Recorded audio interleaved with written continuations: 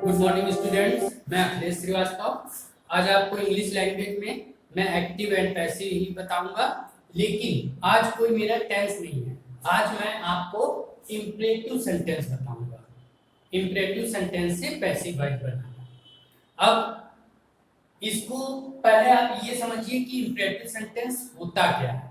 Imperative sentence वो sentence होते हैं जिसमें हम किसी से निवेदन करते हैं या प्रार्थना करते हैं या ऑर्डर देते हैं या आदेश देते हैं।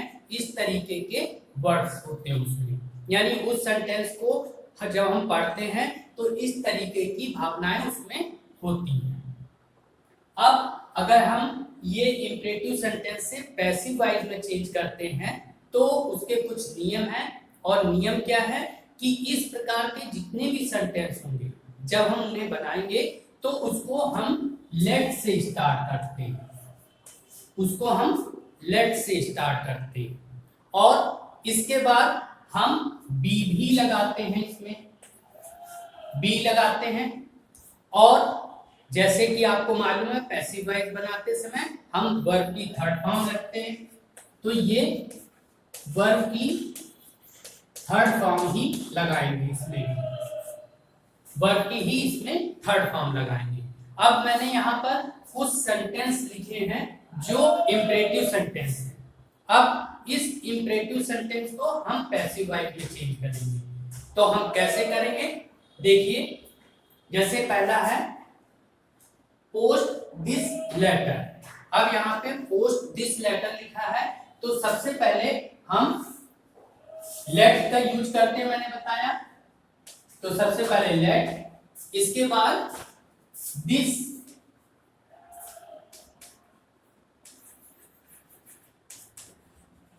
Late this letter, let this letter.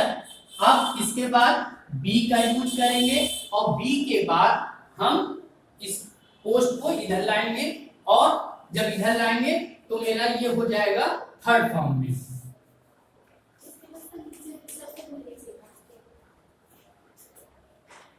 तो मेरा ये सेंटेंस बना let this letter be posted.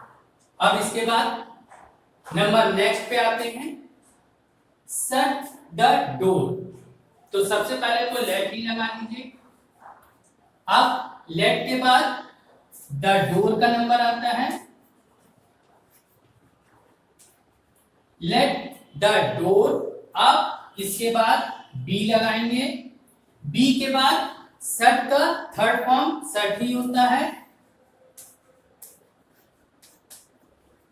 तो हमारा सेंटेंस बना let the door be shut. अब इसके बाद नंबर नेक्स्ट पे आते हैं, कट डाउन द ट्रीज। तो फिर स्टार्टिंग लेट से, लेट, इसके बाद द ट्रीज आएगा,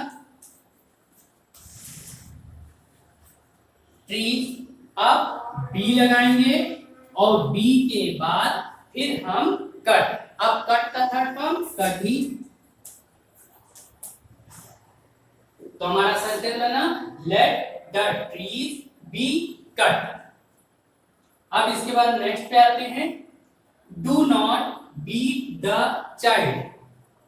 अब यहाँ पे सबसे पहले लेट लगाएंगे।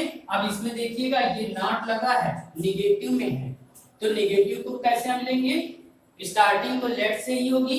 इसके बाद द चाइल्ड आएगा, लेट द चाइल्ड। अब पहले नॉट आएगा और नॉट के बाद बी आएगा। पहले नॉट आएगा, नॉट के बाद बी लगाएंगे, तो let the child not be. अब इसके बाद बीट है, बीट का थर्ड फॉर्म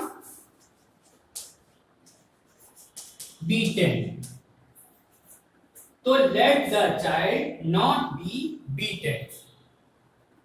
अब इसके बाद नेक्स्ट देखते हैं, नेक्स्ट में भी हमारा नॉट लगा है यानी निगेटिव है, इसको भी इसी हिसाब से बनाएंगे। तो सबसे पहले लेट, अब द ओल्ड पीपल,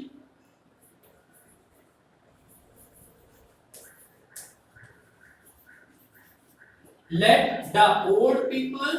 अब पहले नॉट लगाएंगे, नॉट के बाद बी लगाएंगे और बी के बाद हमारा थर्ड फॉर्म लगेगी वर्ब की, हेट है तो हेटेड हो जाएगा। तो सेंटेंस क्या बनेगा? Let the old people not be hated. अब हमारा लास्ट है 7 number, don't shut the window. अब इसको भी लेट से लेट अब द विंडो लाएंगे, लेट द विंडो,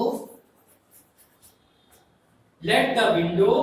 अब डोंट लिखा है यानी डू नॉट, तो लेट द विंडो नॉट, फिर बी, फिर क्या है शट, और शट का थर्ड फॉर्म शट ही होता है। तो हमारा सेंटेंस बना let the window not be shut. इस तरीके से मैंने कुछ इंपरेटिव सेंटेंस आपको करके दिखाए, जो सिंपल वाले भी थे और निगेटिव वाले भी थे।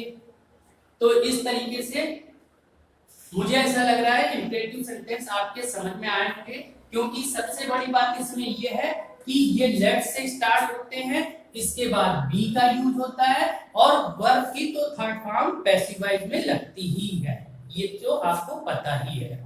बस स्टार्टिंग लेट से होती है, ये मेन चीज है। और इसमें जो मेन होता है यानी कर्ता जो होता है वो छुपा हुआ होता है और अधिकांश कर्ता यू होता है। तो आज की वीडियो आपको अच्छी लगेगी, आप इसको समझिएगा। आज के लिए इतना ही, थैंक यू।